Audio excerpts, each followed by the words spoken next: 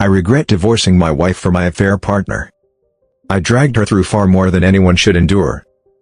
Posted a photo of the divorce documents on social media. Captioned, "Sometimes you have to let go of what's broken to build something better."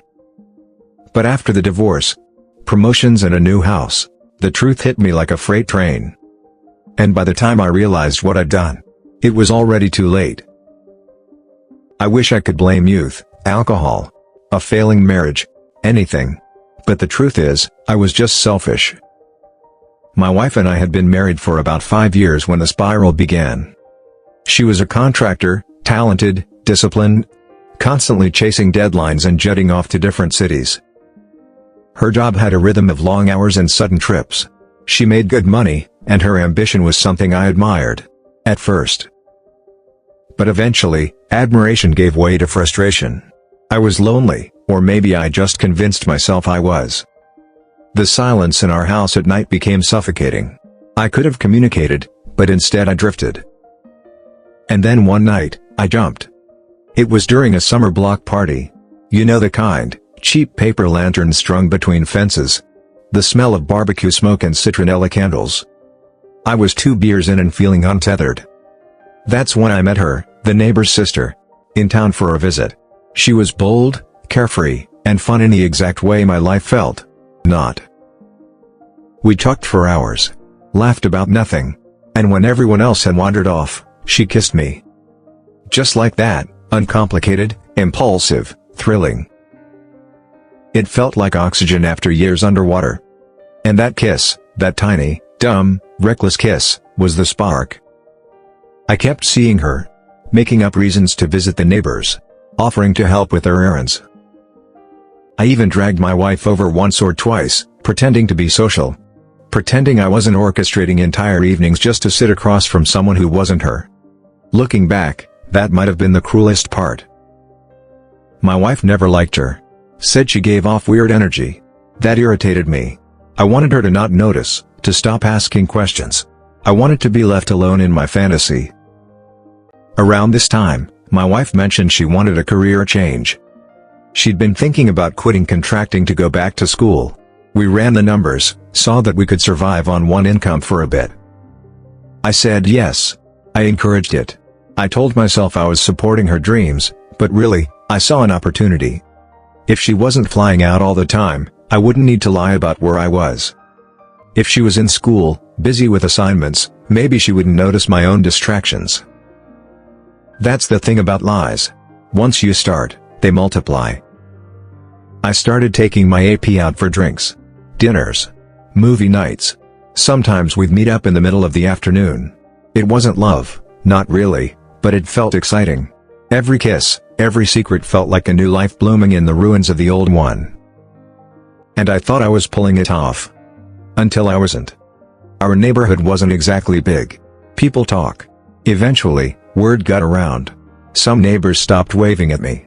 Some gave knowing looks. One actually pulled me aside and said, "Does your wife know what you're doing?" I laughed it off. Said it was complicated. It was a slow leak before the explosion. One night, my wife sat me down. Her face was tight with pain. "Are you seeing someone?" she asked. I panicked. I lied. "No," I said. "Of course not." She stared at me for a long time. Then she said she wanted us to try therapy. That maybe we'd grown apart.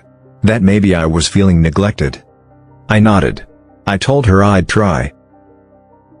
And then I used that therapy as a shield to keep sneaking around. Every Thursday evening, I said I had a session. Instead, I met with my AP. We went to a new place each time. My wife would wait up for me afterward, asking how it went. I'd lie to her face. "It's helping," I'd say. "We're working through things." The irony is that she was doing the work. She'd leave notes around the house. Try to hold my hand while we watched TV. Ask how my day was.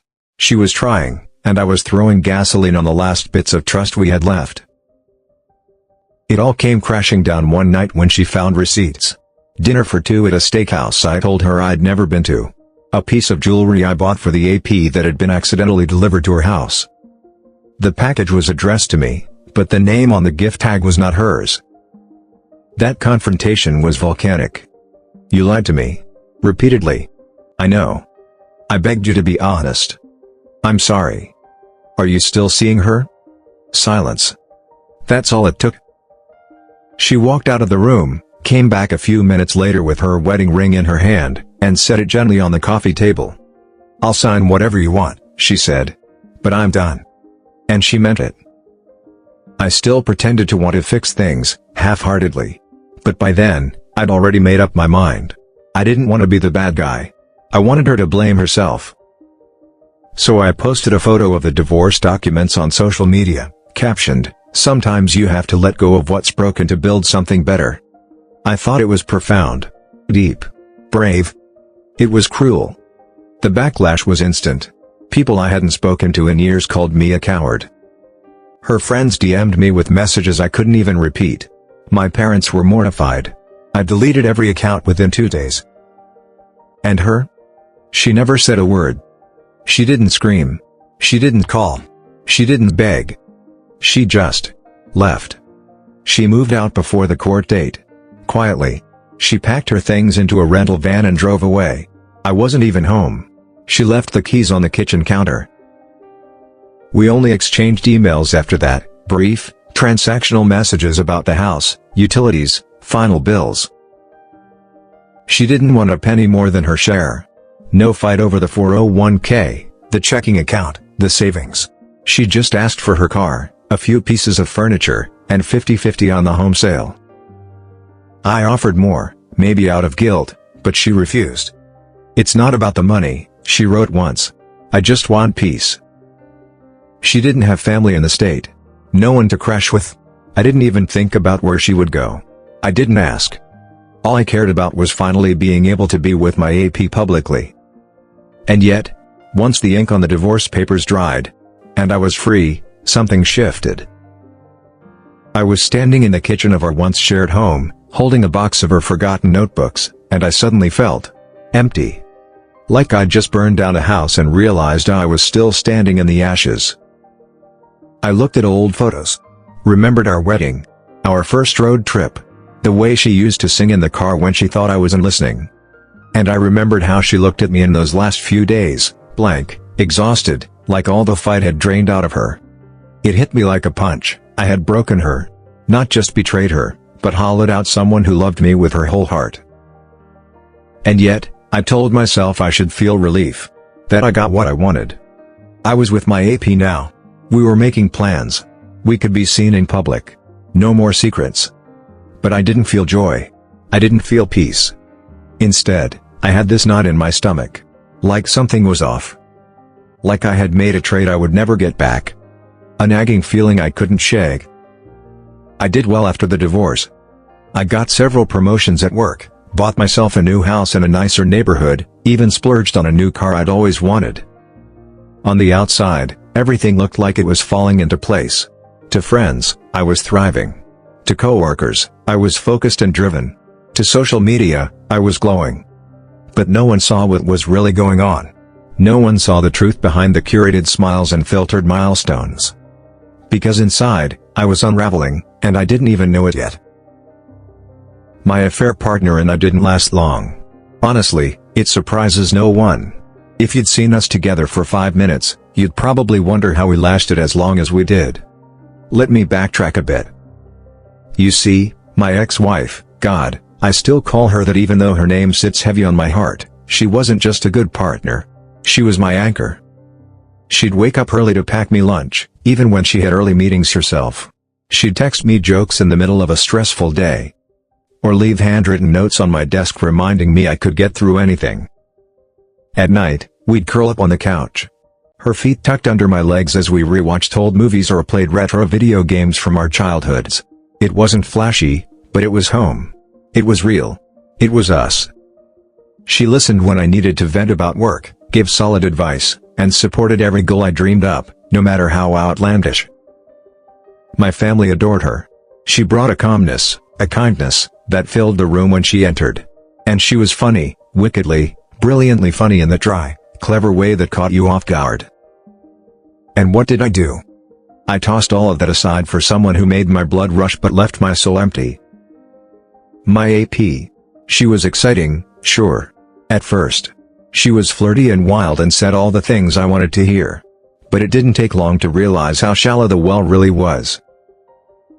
She didn't cook, preferred ordering out every night, even when I hinted I missed home-cooked meals. She wasn't interested in anything I liked.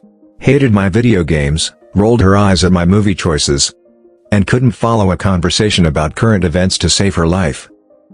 I tried to get into her interests, makeup tutorials, astrology, some influencer drama, but even those weren't things she was genuinely passionate about. She had no goals, no drive, no spark. She liked what I provided, money, comfort, attention, but she didn't actually want me. Not in the way my ex-wife had. I remember one night I came home from work, exhausted, mentally fried from meetings and deadlines. I walked into the apartment and saw her scrolling on her phone, laughing at something online. She didn't even look up when I put down my bag. My ex-wife would have walked to the door, asked me how my day was, noticed how I looked and offered me tea or dinner. She'd sit with me, just be there, even in silence. That night with my AP, I sat next to someone who didn't see me, who probably never really did. Still, I stayed. I think I felt responsible for her. Guilty, maybe. I had ruined my marriage for this woman. I thought I had to make it work, or else everything I'd done was for nothing. So I bent. I gave. I overcompensated. I gave her emotional support, paid for her bills, bought her gifts, encouraged her to find a job or go back to school, but she never followed through. I paid 3 months' rent for her sister once, just because she asked. I was doing more for her than I ever did for my ex-wife, and we weren't even married.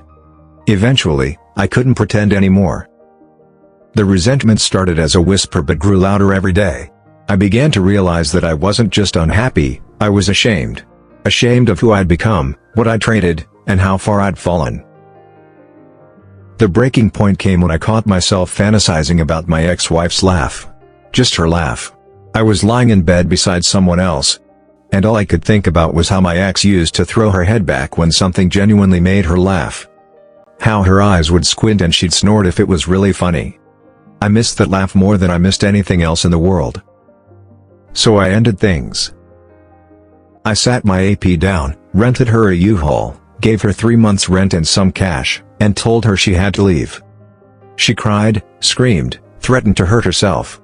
I didn't take it lightly. I called the police to check on her and made sure she got to safety. But I didn't back down. I couldn't. I had to reclaim my life. That night, after she left, I sat alone in my house and realized for the first time how quiet it really was. No clutter. No noise. Just me, my guilt, and the echo of a life I once had. I started doing a lot of thinking after that. I thought about the woman I had once promised to love forever. I thought about how, even after I broke her heart, she signed the divorce papers with grace. Took only what she needed. Never cursed me out or made a scene. She just left. Quietly. Like a storm passing through and leaving you to pick up the debris. She didn't have family nearby. No one to lean on. And I didn't care at the time. I didn't even offer to help her move. She carried that pain alone, and I walked away like it meant nothing. I don't know how I slept at night back then. A year ago, I saw her again. We crossed paths unexpectedly at a mutual friends gathering. I almost didn't go, but something told me to show up. When I saw her walk in, looking stronger, radiant even, I felt my chest tighten. She didn't avoid me. She walked up, said hi, smiled. There was a calmness about her, a peace I hadn't seen before. We talked a little, awkward at first, but the ease between us returned quicker than I expected. Later that week, I messaged her. Told her I wanted to talk. Really talk. We met at a quiet cafe and I poured it all out. Apologized for everything, for the lies, the betrayal, the cowardice. She listened quietly, nodding sometimes, sipping her tea. When I was done, she leaned back and said, "I hated you for a long time. I had to. It was the only way I could breathe." I swallowed hard. She wasn't trying to hurt me. She was just being honest. "But," she added, "I've forgiven you. I had to do that too, so I could move on." She said she wasn't sure she could trust me again. Not with her heart. Not yet. But she admitted something I clung to. She'd thought about me too. Wondered if maybe, Just maybe, there was still something worth salvaging. I told her I would wait. I told her I would earn it. I don't know what the future holds. We're talking again, slowly, carefully. I don't pressure her. I don't push. I just show up. Every day. In the small ways. Like she used to for me. Sometimes I send her money, not because she asks, but because I want to. It's not guilt. It's gratitude. It's respect. It's me acknowledging that I broke something I didn't understand at the time, and I want to help rebuild it, even if I'm not allowed back inside. She told me once, "You don't have to do this." And I said, "I know. But I want to." She deserves the world. If I can give her even a piece of it, I will. She's not my ex-wife anymore in my mind. She's the one I let go. The one I hope will give me a second chance. I learned something too late, but I learned it nonetheless. Sometimes we confuse people who were meant to teach us a lesson with people who were meant to stay. My AP was a season. My ex-wife? She was a lifetime. And I'm going to spend whatever time I have left trying to live up to the kind of love she once gave me so freely. Because that kind of love is rare. And if you're lucky enough to get it, don't be like me. Don't throw it away thinking there's something better waiting just because it feels new or exciting. Most times, it's just noise. Temporary sparks in the dark. But real love? Real love is steady. It's quiet. It's safe. And if you walk away from it, you may never find your way back.